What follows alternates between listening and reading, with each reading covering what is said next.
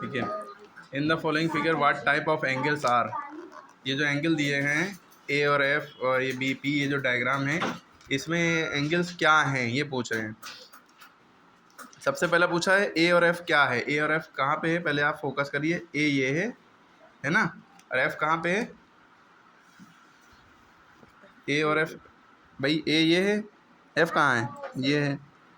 तो अगर आप इसको ध्यान से देखें तो ये कुछ यूँ लग रहा है, देखिए यूँ और यूँ, यानी कि यूँ करके यूँ है ना, ये और ये। गौर से देखें, ठीक है। पास पास हमने बना दिया, थोड़ा लंबा होगा। तो ये जो इस तरह के एंगल होते हैं वो ऑल्टरनेट हैं। देखिए एक इधर है एक इधर है, यानी आप इसको ऐसे भी देख सकते हैं। अगर इसको हम ऐसे बेड़ा कर दें तो ये भी ऑल्टरनेट कहलाता है ना। क्लियर हो गई बात।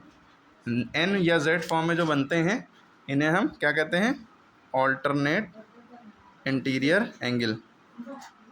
ठीक है, क्या लिखेंगे, ऑल्टरनेट इंटीरियर एंगल्स। तो ये ए और एफ क्या हो गया आपका, ऑल्टरनेट इंटीरियर एंगल। ये ए और एफ आपस में ऑल्टरनेट इंटीरियर एंगल है। दूसरा है बी एंड पी।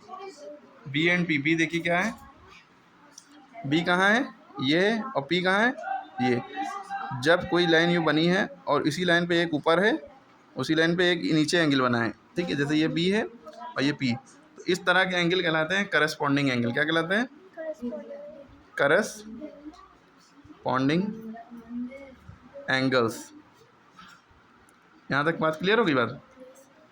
बी और पी करस्पॉन्डिंग है, तो सी और क्यू भी आपस में क्या है, करस्पॉन्डिंग। देखिए एक ही लाइन पे, देखिए ये लाइन यूँ जा रही है, एक ही लाइन पे एक ऊपर एक नीचे। शर्त ये है कि एक लाइन के ऊपर हो एक लाइन के नीचे हो, मतलब ये दोनों आपस में ये लाइनों के ऊपर हैं लेकिन एक ऊपर है एक नीचे है। अगर ये देख लेते हैं, यानी कि एक्स और पी, ये देखो, यानी कि ये लाइन गई है, ठीक। हम फोकस कहाँ पे कर रहे हैं, एक्स और पी पे। ये ऑल्टरनेट इंटीरियर एंगल्स, सॉरी को इंटीरियर एंगल्स कहलाएंगे। क्या कहलाएंगे, को इंटीरियर एंगल्स, ठीक है। दोनों इंटीरियर हैं, एक साथ इंटीरियर है, ठीक है। तो हम देखते हैं एक्स पी और वाई क्यू। तीसरा वाला है एक्स पी और वाई क्यू। एक्स पी, हाँ यही वाला पूछा गया है, X P Y Q. X P क्या है और वाई क्यू क्या है, अंदर ही अंदर है दोनों। ये एक्स है ये पी है, तो ये को इंटीरियर एंगल्स क्या है, क्या क्या है, को इंटीरियर एंगल्स। बी और ई कहाँ है, ये बी है और ई कहाँ है, ई। तो ये अगर यूँ देखें तो ये यूँ आया यूँ आया यूँ आया ना, तो ये कैसा लग रहा है आपको, ऑल्टरनेट इंटीरियर एंगल जैसा पहला था, ठीक है। और उसके बाद सी और क्यू। सी क्यू कहाँ है, सी ये है और क्यू कहाँ है, सी और क्यू। देखिए सी और क्यू एक ही लाइन पे है ना, तो करस्पॉन्डिंग एंगल हो गए, ठीक है। बी और ई कहाँ है, तो ये तो हो गया। बी और एक्स, बी कहाँ है, ये बी है और ये एक्स। जब एक लाइन है और उस पर ये वाला एंगल और ये वाला एंगल, तो लीनियर पेयर भी बोलते हैं और सप्लीमेंट्री एंगल भी कहते हैं, ठीक है। सप्लीमेंट्री, एक दूसरे के सप्लीमेंट्री हैं। क्लियर हो गई बात। यानी कि एक अगर 50 है तो दूसरा 180 में से माइनस करो जो बचेगा, यानी 130 वो आएगा, ठीक है। यानी कि दोनों को जोड़ने पर 180 आना चाहिए, 180 आना चाहिए, ठीक है। एडजेसेंट सप्लीमेंट्री एंगल कहेंगे इनके लिए। क्या नाम होगा, बी और X adjacent supplementary, adjacent, ADJSCENT, adjacent supplementary angles, ठीक है।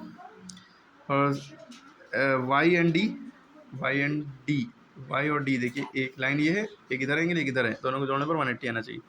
फिर सी और वाई, सी और वाई कहाँ है, देखिए ये लाइन है, इस लाइन पे एक जस्ट ये है और ये दोनों एक दूसरे का एडजस्टेंट है, जुड़े हुए ना, एक ही वर्टेक्स दोनों का सेम है। तो बी एक्स हो, सी वाई हो या वाई डी हो, यूँ इस लाइन पे, तो ये सब एडजस्टेंट सप्लीमेंट्री एंगल है। उसके बाद सी डी और टी वाई। सी डी कहाँ है, ये सी है और डी है, तो सी और डी एक दूसरे के अपोजिट हैं। जैसे ये एंगल और ये एक दूसरे का वर्टिकली अपोजिट है, और ये एंगल एक दूसरे का वर्टिकल। तो ये सी और डी देखिए एक दूसरे के वर्टिकली अपोजिट है। एक एंगल ये लाइन इधर जा रही है, एक इधर जा रही है ना, तो ये जहाँ पे कट रहे हैं एक दूसरे का वर्टिकली अपोजिट एंगल है। टी वाई भी एक दूसरे का वर्टिकली ऊपर है नीचे वर्टिकली अपोजिट एंगल, ठीक है।